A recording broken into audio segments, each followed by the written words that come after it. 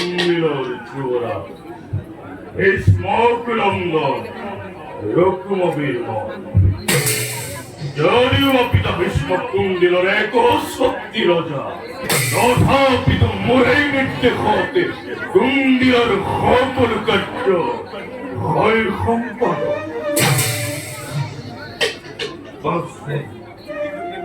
বাসন ভক্তির ভিতর রুক্মিণী মোর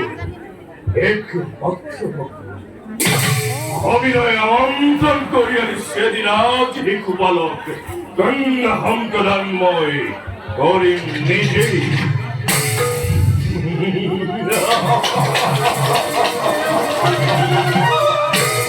দ্বারকাপতি কৃষ্ণই বাকু